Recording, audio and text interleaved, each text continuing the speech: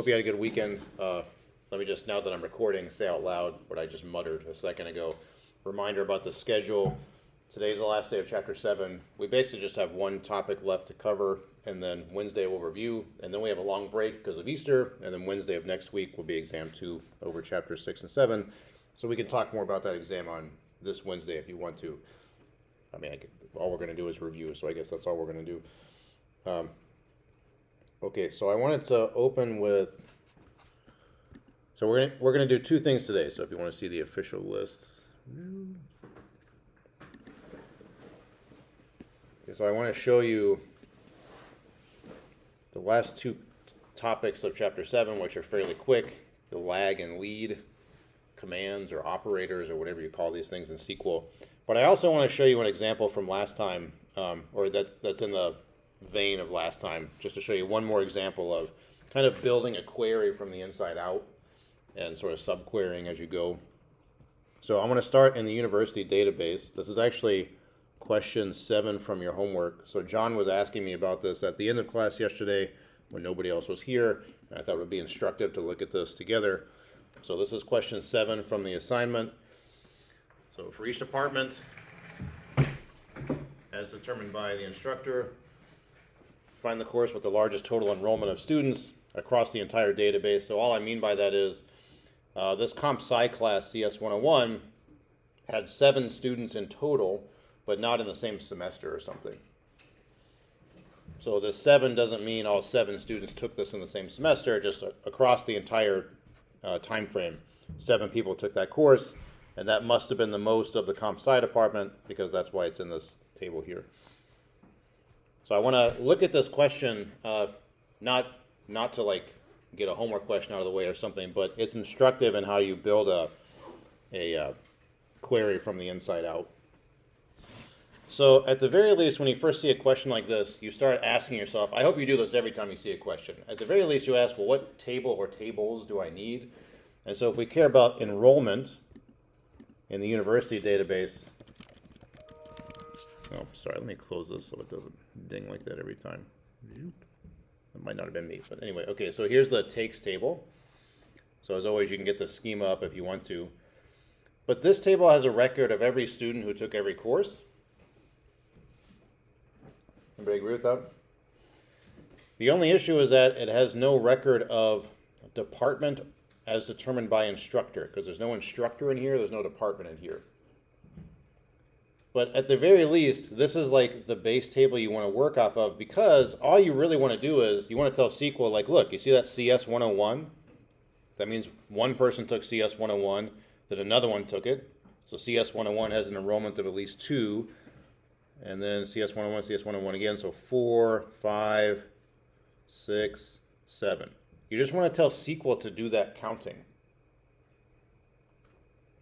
Everybody agree with that? Once it's done doing that counting, you want to tell it, oh, by the way, SQL, like CS 101, that's in the same department as CS 315.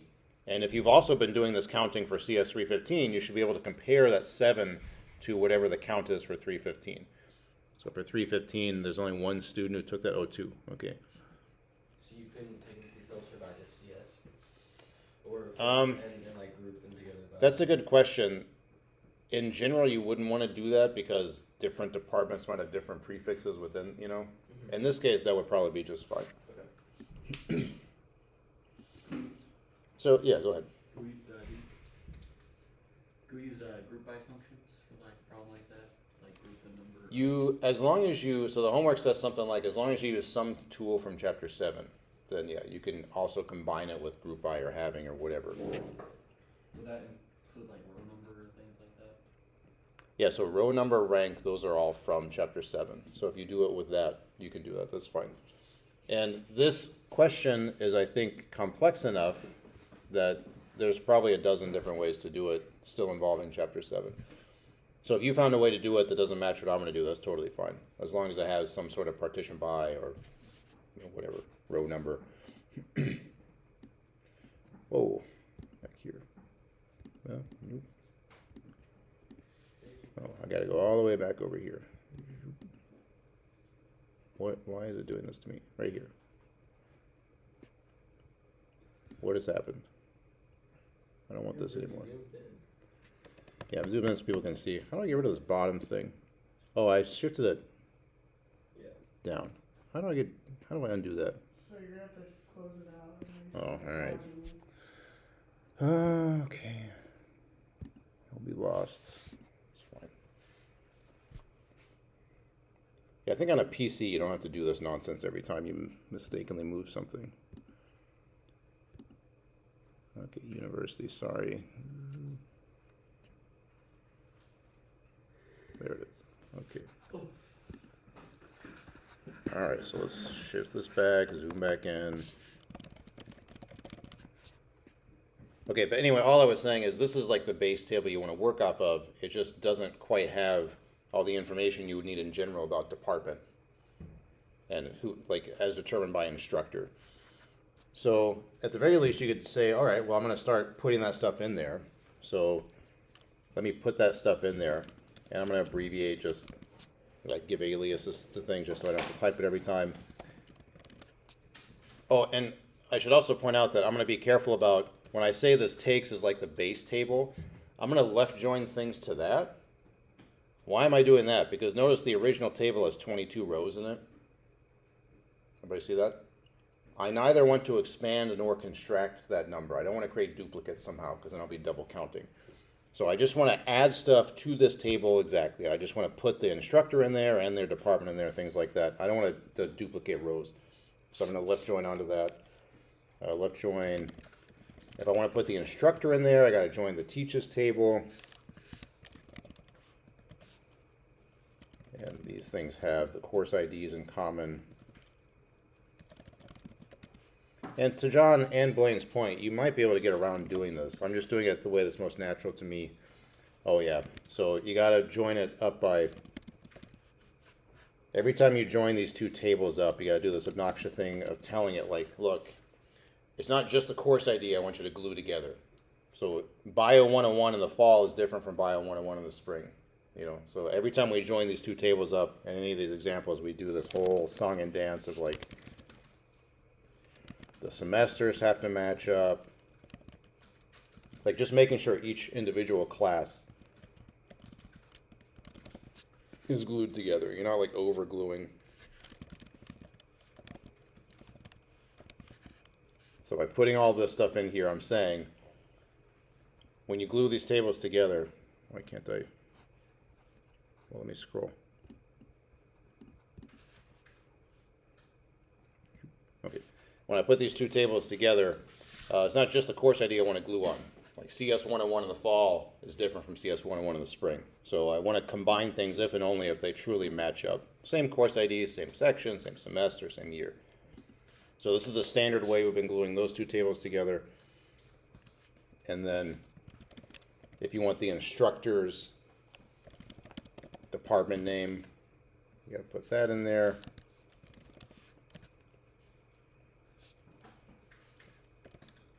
The teacher's ID has to match the instructor ID. And to John's point, or Blaine's point, I forget who, you might be able to get around doing this, but at the very least, oops, I have to respect my aliases. At the very least, this big old table now, see how it still has 22 rows? I took the original takes table and I just added stuff to it over on the right. So now I have, this is the instructor ID, there's the course ID, section, semester, so on, year, and then finally, here's the department name at the end. So I finally have a department name in there I can collapse on later if I feel like. Is that okay?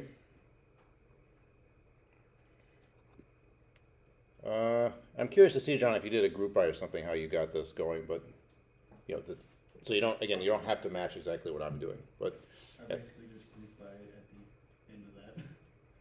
Oh, okay, that's fine. But at the very least, you need the department information somehow, right, to collapse on. So I got a big old table here, which, again, yeah, go ahead. Just so I know this correctly and I make sure I don't like make a mistake Mhm. on the homework. This isn't, if we were to just then do a group by statement to get the answer we want, we technically wouldn't be doing anything from chapter 7, correct? This would be. That's right. This would Yeah. be, And it's not clear that the group by would give you, like, at some level, you want the largest, you're gonna have to rank somehow, right? right, And if you group by, I'm not sure you can see which course. Is that right? I was still able to get course, I just put that in there with the group by and then, put. Oh, because you just added it to that list. I see. Yeah, yeah. Okay.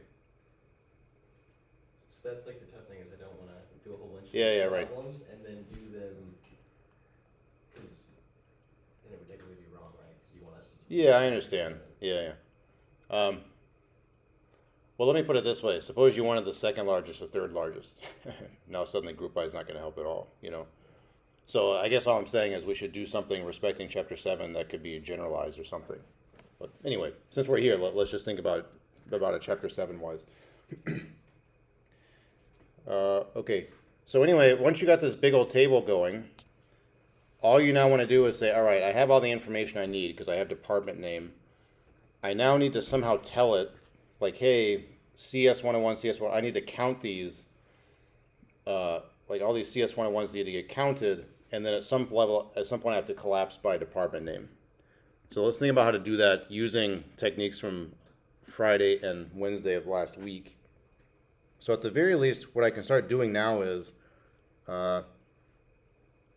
in this table I have going now, I can at least add enrollment numbers if I feel like for each class.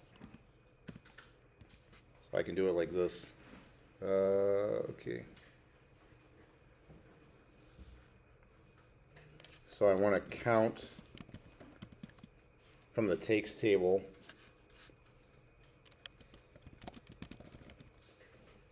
Oops. I can get enrollments over department. So partition by, I probably shouldn't have done all these aliases because now it's impossible for me to read this. Course ID as enrollment. So before I add this, let me just point out, if I run this, it's just that, like, this is just the baseline table I want. And now I'm counting something. So I'm counting the number of IDs I see in the takes table. And I'm grouping by or partitioning by the department, which I have now, and the course ID, which I already knew. So let's see what this does. And giving it a name.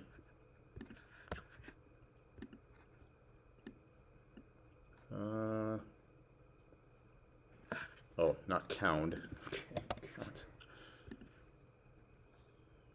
So I've got this gigantic table. If I scroll all the way to the right, I add a new column, enrollment. And this says 1. So what that should mean is that Bio 101, only one student took that across the entire database. Let's see if that's true. See, there's no other Bio 101. So it counted that. And then 7. Let's think about that. Why would there be a 7 here? So it's claiming that, You have 7 people that took CS 101. yeah, it's claiming that 7 people took CS 101. That should be the case, right? 1, 2, 3, 4, 5, 6, 7. Yeah, is that okay? That's why there's a 7 at the end. So I've just counted the enrollment for each class within each department.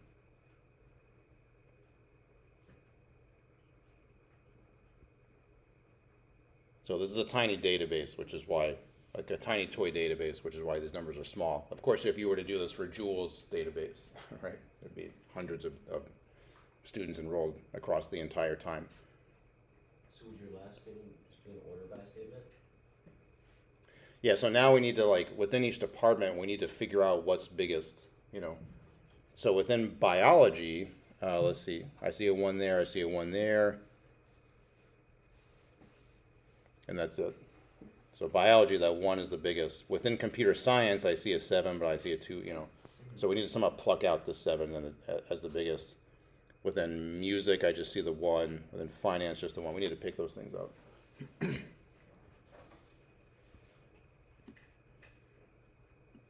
Okay, so at the very least, we've now built sort of like our baseline table that we can now just rank the enrollment numbers by department.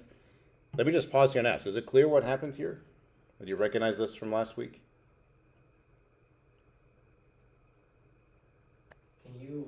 break down the partition by, again, I know it's what we've been working on. Yeah. So you're saying like, at the very least, you want to do some counting. Right. But how do you want to count? Do you just want to count like the number of rows in the spreadsheet or whatever? In this case, you want to tell like, look, go inside each department, and then go inside each course ID.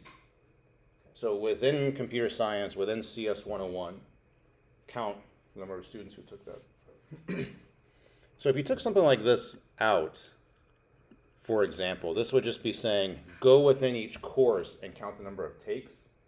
So you can do that also, but then like the reason this is here is that we're determining things by the instructor department name. So it just depends on what you want. Other questions on that? Okay, so once you have that, you can then do things like this. You can do like, so you can do the subquery deal like this. So now what I want to do is, I've created this gigantic table here. So PG admin knows what this table is. All of this stuff right here just is that table. Is that okay? So you can tell it to do things with enrollment now or whatever. Instructor name. You can ask it to do things with all sorts of stuff. But at the very least, we care about this enrollment. We want to rank by enrollment. So you can do something like this. You can say select star and then it just depends on if you want to do rank or row number or whatever. So here I'm going to do row number, and we can change it to rank if you want to, or dense rank. So now I want to order within each department those enrollment numbers. So I'm going to do like this, over partition by department name, order by enrollment descending.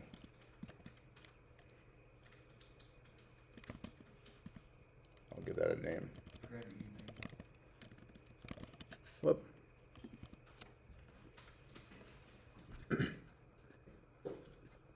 So again, I wish I could like put the output, I wish I could keep this and put the output on a separate screen or something.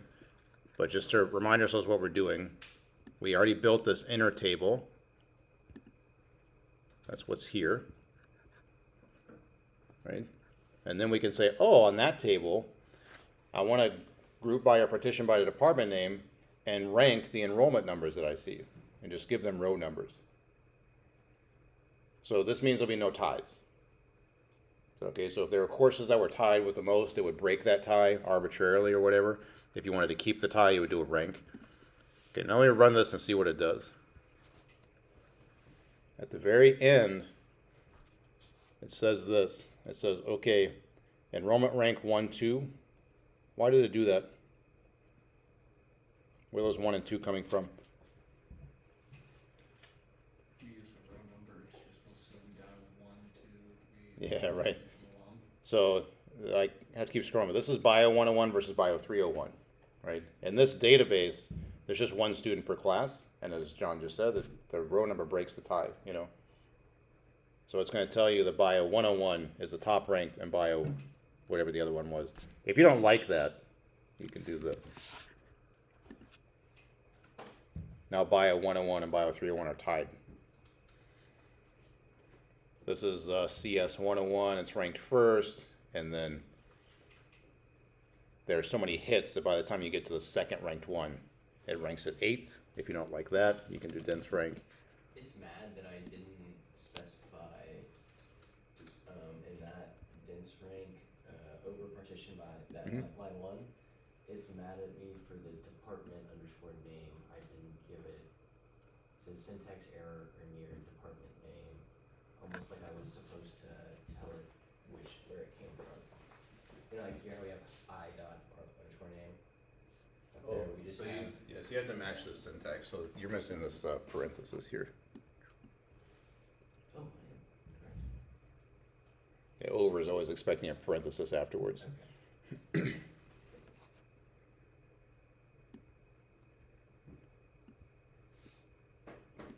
Okay, so anyway, this is purely chapter 7, right? So to John's point, again, you could do a group by here and then rank on that if you felt like. Probably. I didn't think about doing it that way. You build a table and then you say, all right, well, I got a new table. I can rank by whatever column I feel like, group by whatever I feel like. And now I know, in this case, since I only care about the top ranked class, a top ranked class, I can do row number. Now I know what the top ranked class in each department is. So biology 1-2, comp sci, this is CS 101. It's giving me a bunch of different rankings because they're all, these 7s are all tied for the top 7. And then these 2s are 8 and 9. So again, if you don't like that, depending on what question you're asking, you can change that if you feel like.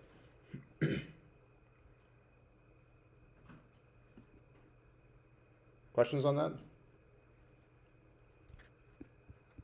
Finally, you only care about where the ranking is 1, so now you can do this. And as always, there might be a simpler way to do this, I don't know. But once you build that big old table, you can tell it. Enrollment. Like enrollment rank is now a column name you can reference. So you can tell it, hey, show me everything where the enrollment rank is 1. And it shows you way fewer tables. So it shows you Bio 101, CS 101, Electrical Engineering 181. Those were the top ranked enrollment courses per department.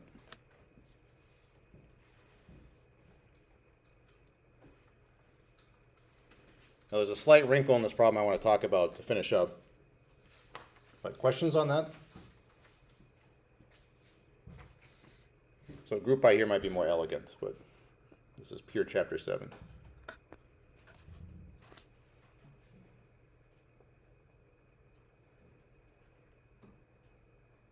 Any questions on this query? Is it clear how it's working? The structure of building from the inside out, is that okay? Yeah, let me show you one last thing. Notice that the output I have is way bigger than the output that was asked for. The output that was asked for just has 3 columns, right? So finally, let me try this. You can tell, like, well, look, just show me the department name, course ID, enrollment, right? Just show me those 3 columns. And notice down here I have all 3 columns. I have a course ID column, I have a department name somewhere right there, and enrollment. If I run that, it says course ID is ambiguous. So let me just go back to the star. Yeah, notice there's a course ID here, and this came from the takes table. There's also a course ID over here. This came from the instructor table, right? So whenever you have, well, that wasn't me, right, making that sound. Whenever you have more than one column with the same name and you just call on it, it's going to say that's ambiguous. I don't know what you're talking about. And that's pretty obnoxious because if the columns are identical, you should just be able to tell SQL, like, look, I don't care which one. So you could say, all right, fine, SQL, I will do like this. Takes, course ID, and then show me the whatever else it was supposed to be, department name, enrollment. Like, fine. Choose the takes column that came from the takes table. And it's going to say, what? I don't know what takes is. The reason is because that TA, that takes table, only lives in the innermost, like down here. It lives here. When you're inside that query, like that little subquery, it knows what takes means. But once you've built that, and you go up a level, it doesn't know what that table is anymore. So you can't reference these aliases or these subtables once you've built up. Is that okay? Like at this level up here, it's like TA, what is that? You know, it understood it down here when you were building this table. So how would you call it? Yeah, so there's several ways to do it, but I'm just pointing this out. You might run into this, right? So like, for example, John was running into this last time. And so down here, like what you could do, among other things, is just from the very beginning, just keep track of only the things you want. So like right here, this was the first table I built. It was humongous, right? And that first humongous table had a bunch of stuff I ultimately didn't care about if this was going to be my output. So down here, let's do takes.courseID. And down here, it knows what takes is. Let's do department name. And then I created this enrollment. See here, right? So now if I run this innermost table, it only has 3 columns: course ID, department name, and enrollment. So now pgadmin has created this table with no duplicate columns. So then, if you work your way out, like this, and do the next table where I just add the ranks, it's like, oh, okay. Like I told it to select star, but the table I was querying from only had 3 columns. So it just keeps those 3 columns and then adds the rank to it afterwards.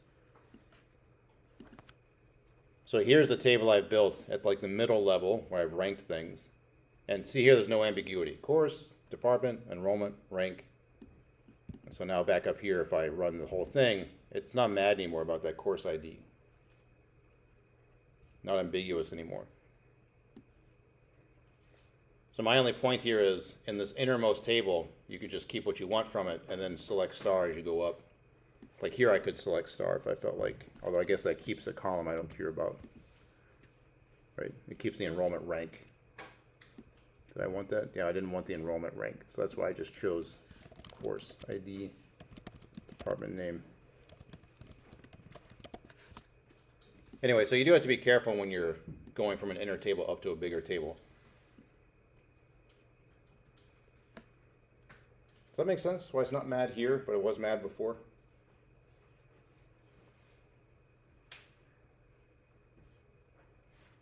You see the difference? Like down here, if I put a star right here, this innermost table now has way more columns. Right, there's all those columns, right? With some repetition, like not just course ID, but section ID gets repeated, semester gets repeated, a bunch of stuff gets repeated. But in particular, course ID gets repeated. So if you come up here now, like if I do the innermost table, innermost table is also humongous. And then finally at the very end, when I ask a course ID, it's like, what? I don't know which column you want. So if you limit what you select up front, you don't get that problem.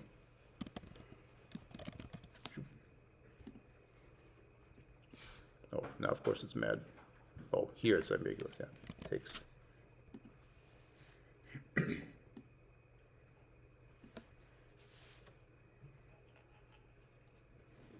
So if you're in fully chapter 7 mode, here's a way of building from innermost table where you get just the raw data you want and then start decorating that table as you go. Is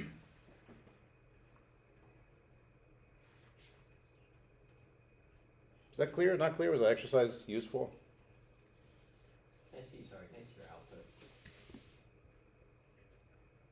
Because it's just showing you course ID, department name, enrollment from this inner table I built with the ranking on it. So this last little deal here is just like ignore this last column I had basically. Oh, and show me where the top ranked ones were. I think I just get confused on like what you would need to keep in your inner join, like exactly, and like knowing that down the road and how that would like transfer, right? If you just stay Right. with select star, you wouldn't get there, right? Right. So you'd have to obviously adjust that and know what to keep and what you don't need to keep. That's right. So that's why here I always build it inner to outer. Okay. And then when I first built the inner, I kept everything. And so if you're being more strategic about it and be like, well, in the end, I know I want something like this, then you could say to yourself, oh, well, when I build this innermost table, let me just keep these 3 columns and not worry about all the other fluff, you know. Then as I go up, I don't need to worry about limiting there somehow an ambiguity or anything like that.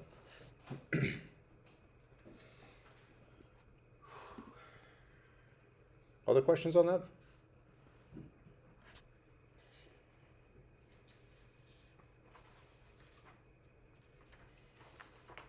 Okay.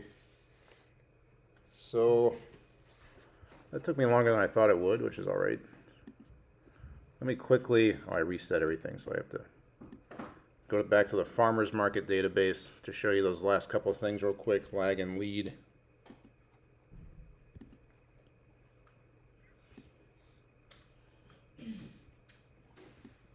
Okay, so let me motivate these with a quick question. Suppose you're asked to do this. Show all instances or examples of or whatever when a vendor is given a different booth on consecutive days. So in other words, show me every time where today I was assigned booth 3, but tomorrow I'm assigned booth 8, or whatever, right? Don't show me I'm assigned booth 3 today and booth 3 tomorrow. Right? Show me every time where I as a vendor was given a different booth, so I gotta move my stuff or whatever. Is that okay? Like as a question, do you understand what's being asked here? If you want to do something like this, you need somehow SQL to be able to like look through a spreadsheet and know what like the next row is, right? Like what the next assignment is. You see what I'm saying? Or the previous one, depending on how you're setting it up. So you have to be able to tell it like, hey, this row right here means today for this vendor, right? Look at the previous day for that vendor and just see what you see. You would have to be able to tell it something like that. That's what lag and lead do. So I'm going to show you a sample query with that, and then we can talk about what it's saying. Date, vendor ID. I'm going to go to the booth assignment table. So here's a new tool, lag. So as always, I think I'm just going to run the query and then talk about what's happening. If I try to explain it without looking at the output, it's hard to oops, parenthesis, partition by vendor ID.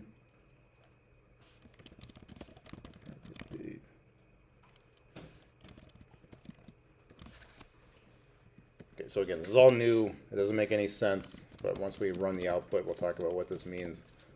From vendor booth assignments, bless you.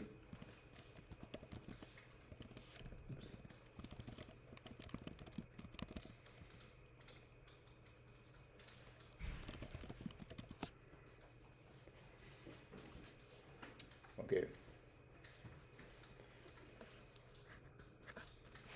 So while you're still typing that, let me just say, at the very least, the partition by we recognize we're treating each vendor as their own deal, right? So the Mountain View vegetables is going to be different from the Annie's pies or whatever. And that makes sense because if we care about vendor by vendor, who's getting different booths each day, like we wouldn't care if I got the same booth as Annie's pies the next day or something, right? It's just a vendor by vendor question. And we're going day by day. So if you want to think about like a time series, right? It makes sense to order by the date because I want to look one day previously. I don't want to look 30 days previously or any random day previously. So I'm going day by day, treating each vendor like its own thing. And then I'm doing this lagging by booth number 1. So let me run this and show you what it does. Okay. So let me try to cover up everything. So I've ordered the output by market date and then by vendor ID. Hopefully that will let us see what's happening. So these first 3 columns just come from the pre-existing table. On April 3rd, vendor 1 got booth 2. And then it says the previous booth number is null. So actually, does that make sense? To have a null right there? Yeah, there's no pre-existing date, right? So you can't look in the past on the first day. Okay, now let me find the next instance of vendor 1. Okay, vendor 1 on April 6th was given booth number 2, and then you see this other 2. It knows to look back in time 1 day or 1 row. That's what that 1 is saying. You could look back 5 days in the past if you felt like, but this is just looking 1 day in the past. So it's going back up here. Like SQL is literally going back up and being like, oh, because I care about day by day in each vendor, I'm going to go back up the spreadsheet and for the previous day find vendor 1 and see what booth number they had. And they had 2. So that's why there's a 2 there also. So vendor 1 had the same booth the first 2 days in a row. But lag is letting you look basically 1 unit of time back in the past for each vendor and then day by day. Is that okay? So let's see if there's anything that doesn't match. Okay. So actually, where's the first? Is this 7-2 the first mismatch? Okay. So this is saying on April 10th, vendor 1 had booth 7. This is claiming they had booth 2 the previous day. Oh, and they did, right? See that? 1, 2. Okay. So lag just lets you look 1 or however many days in the past you want. So now if you want to answer this, right, a different booth on consecutive days, how would you do something like that?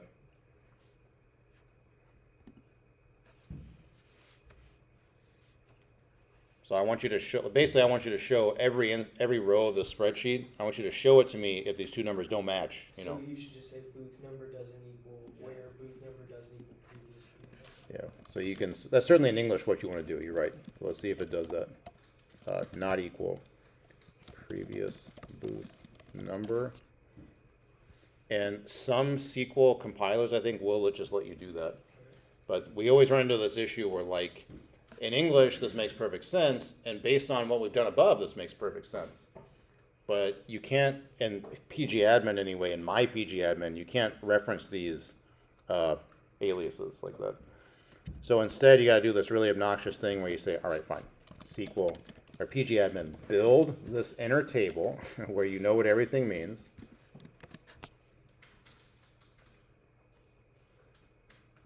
And then I can use these names. Booth number not equal to previous booth number. So pgadmin, you again build this table that we saw already, and then from there I will just select rows where they don't match. So anyway, you're exactly correct, Blaine. And again, my impression is some SQL compilers or whatever you call these things would let you do what you said, but pgadmin in general won't let you. I'm happy you explained the way you did, because I was gonna be very confused the other way. So that made a lot of sense. Yeah, okay.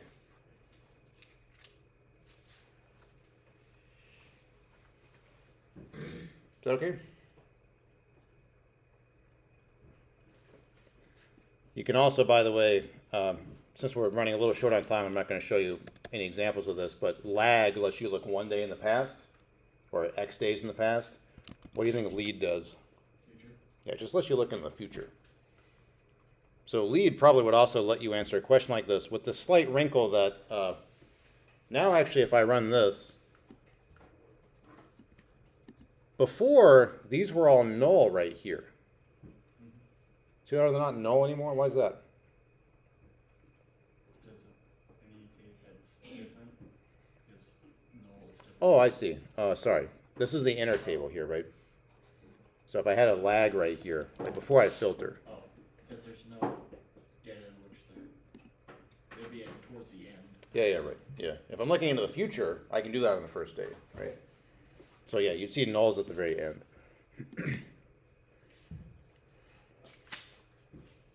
Is that okay? So I know we're running a little short on time, but to make the homework doable, I want to show you this last example I have, and it answers this question. And now I think you're starting to see we're getting into the sort of nitty-gritty questions you might want to answer with databases like this. So let me type it out and then see if you all agree that this is certainly something you might want to know about any sort of marketplace data. For which days was the total revenue of the market higher than the previous day?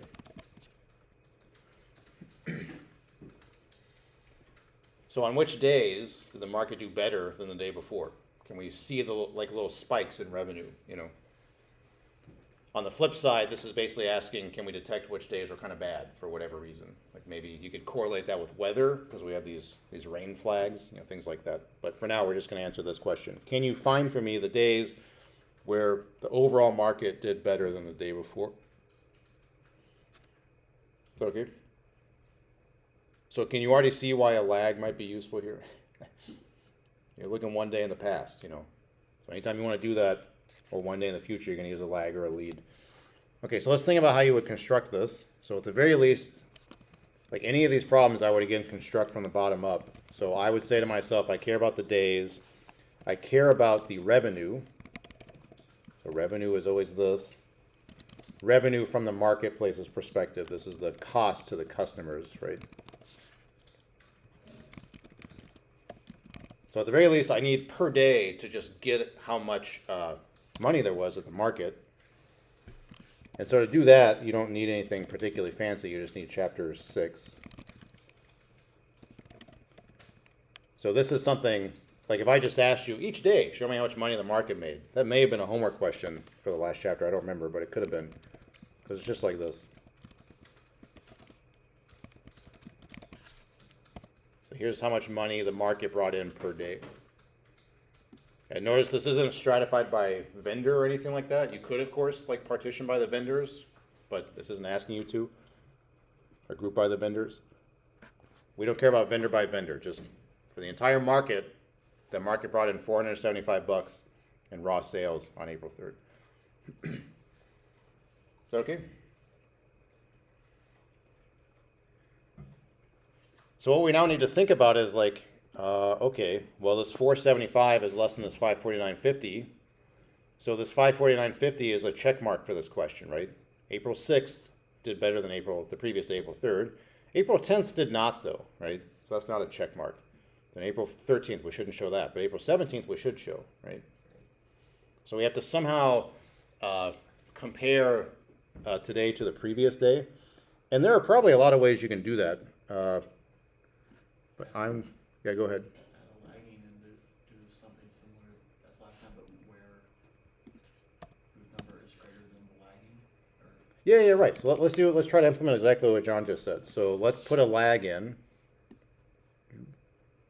So I'm just going to get the previous day's revenue.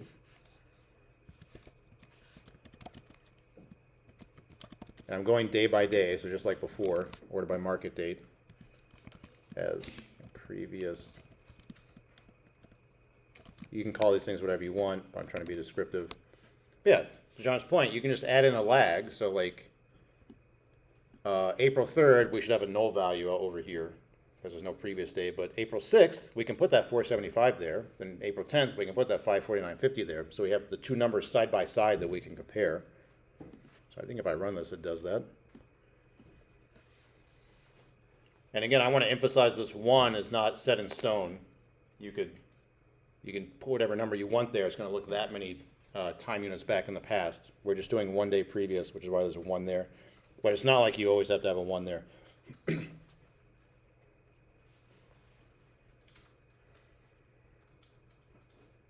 Does this query make sense? Like you just added a second column that lets you directly compare what happens today to what happened yesterday? Or whatever previous day was. Okay? And then you can basically do what you want to do, Blaine, right? You can say where, or you want to say where total sales bigger than previous day total. You want to be able to say that, but just like the previous one, it's going to yell at you because PG admin is kind of dumb, okay, right? Like, I don't know why you would design it like this, so you got to be like, all right, fine. Create this table as its own deal, and then do a filter off of that. And there it shows you. Could you technically continually like keep stacking? You can if you want to, yeah. Like, let's say I just wanted to create very large lots of data, whatever. Yeah. I could continue just to stack in. You could. To it.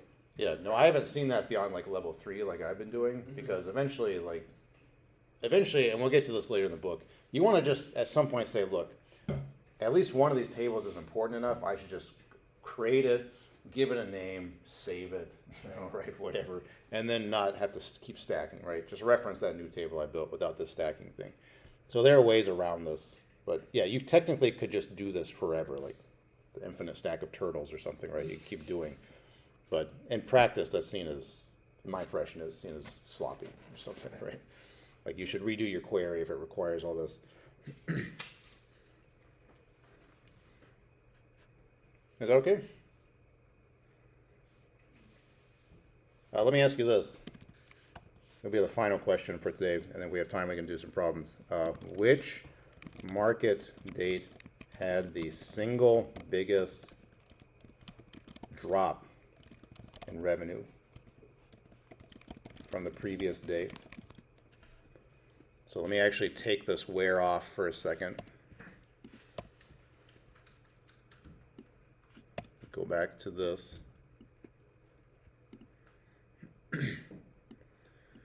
Okay, so we see April 6th did not have a drop off at all, right? April 6th was a good day. We gained. But then April 10th, we had a drop off, right? We dropped off by like $45 or something, you know? And then, wow, April 14th, we had a really big drop off, right? We dropped by $130 or something. So I want to know which day was like the worst in that sense. From yesterday, I had the biggest drop in revenue. So maybe like the previous day was really good, and then today it snowed or something. I don't know, right? Can we find that date that was like the worst performing in terms of the previous day? Can you think about how to do that? How would you do that? Total sales contracted. Okay, good. Yeah. So what we can do is, so let's select star from this. Let's get that going again. So I have this table built, so now I can do exactly what John just said. I can say, well, once I have that table built, I can reference these variable names. So I could do total sales, and then John said minus previous day total as drop off or something. Call it whatever you want.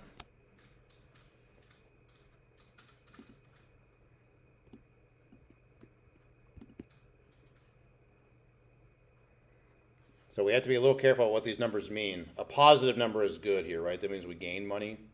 A negative number is bad. That's a drop off, right?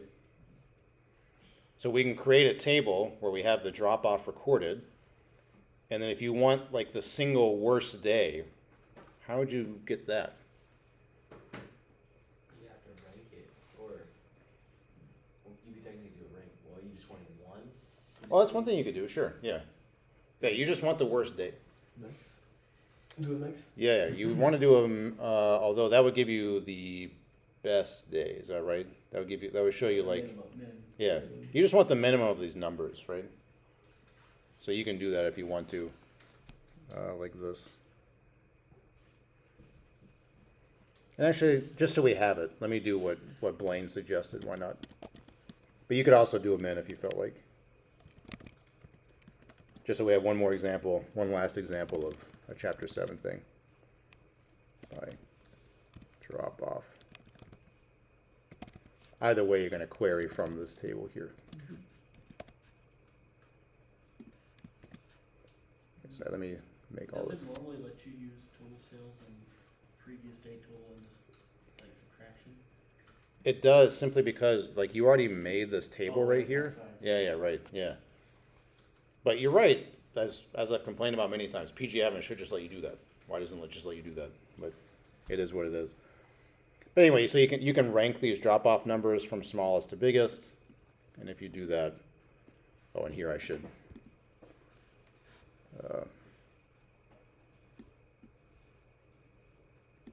Oh, did I still have it highlighted? I did. Okay. So this is what you said, Blaine. You can rank them if you feel like, right? Rank the drop-off numbers. And so now you can see, oh, okay. And again, this is an advantage over group by and a min maybe, because here you can see how it happened. So on April 3rd, 2020, okay, sorry, March 4th, 2020, sorry, March 4th, 2020, the previous day of the market, they made $841, and then this day they only made $364.50 for a drop-off of negative almost $500.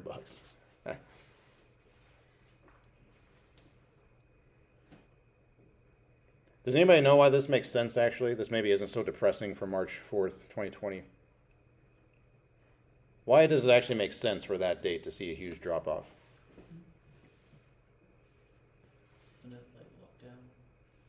So Oh, that's a good point, yeah. Yeah, so, yeah, I think COVID-wise, yeah. So I hadn't thought about that. I don't know why I didn't think about it. But yeah, certainly that makes sense, right?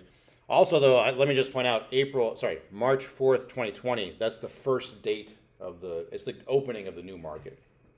So you're comparing this first day of the 2020 market to the last day of the 2019 market, you know. So I guess usually you start slow maybe. This previous day came from, September 2019 or something. I have no explanation for this September 12th, 2020. Like, why did that fall off so much? I don't know. But anyway, so you can answer all sorts of questions like today compared to yesterday sorts of questions using a lag. And if you cared about looking into the future one day, you would just change this to a lead. And to find the biggest one, we just have to that where rank equal 1, correct? Yeah, right. If you wanted just this top row, you would do where rank equals 1. Yeah. So real fast, Mhm. since we stacked it multiple times, would that, and if you don't know, that's okay too, but like in data science world, would that be like frowned upon as it's a lot of junk, I guess you could say? Like you mentioned earlier Yeah. that like the more you stack it, the more it's kind of like, okay, you could do this in a better way. Yeah. But for that kind of problem, like right now, I feel like that would be the best way to do it, is how we did it, but Yeah. also I don't know. Well, so the short answer to your question is I don't really know because I haven't worked. I mean, you have more experience than I do actually working in a company, right, like that. Right. My impression is that once you start doing this more than say 3 times, it's just like it's really obnoxious to look at, like. But part of the issue here is that this is a PG admin issue. Okay. So companies might just not use PG admin because here I shouldn't have had to like create another level. Just all I cared about was that difference. So like PG admin should just let me deal with that difference down here, but it won't let me because it's like what's previous day total? You can't reference that. So then you're like, fine, create this little subtable. Then So it's an application problem, essentially. in this case, that's my opinion. Yeah, Yeah. you should just design PG admin so I can do this alias thing. So really, I view this as a 2-level table. So really, the innermost thing is what I would create no matter what, and then just rank off of that. Although even here, right, if you could give it enough aliases, you wouldn't need this third. Like you could just do this as like a last thing on the. But anyway, yeah, this I think is totally fine. So in Jennifer's queries, she didn't really have stacking like this that I noticed. Yeah. That could just be because of what she showed us, but also I think she was also doing this create table thing that we'll do later that can maybe get around some of this. She also just might not be using PG admin. Yeah. So I don't know. Other questions on this?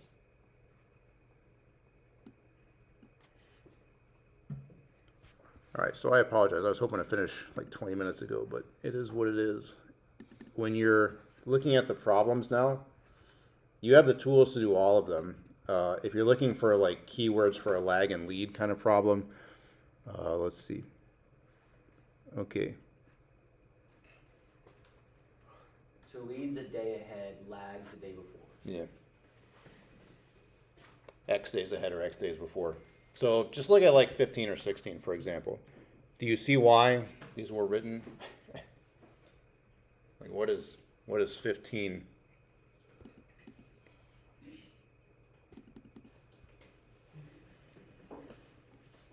What are you going to use? 15? You see the lag happening there, right? Just instead of revenue, it's the temperature, but what you're going to do for 15 is like the same thing I have here, basically, right? Just not revenue, but the temperature difference. And there's probably going to be less code for that one, actually. Do you see the lag for 16? Is that okay? For each customer now, right? The amount they spent. So it's not asking for the overall market, it's asking for each customer. So it's basically this, but now you got to stratify by customer also, right? So you should be able to take this and make fairly minimal changes to it. There's just like an extra partition step, basically, right? Don't just partition by market date, right? By customer also. And then you can group by the customer also if you feel like here. Anyway, so the problems that use lag or lead are pretty clear because they have to say something about previous, Number 18, I guess, is also pretty clearly a lag or lead. Actually, 18, is that a lag or a lead? That's a lead, right? So that's just a cheap and quick way of forcing you to do a problem with a lead in it, right? But you should be able to take that market booth thing we did and modify it pretty quickly.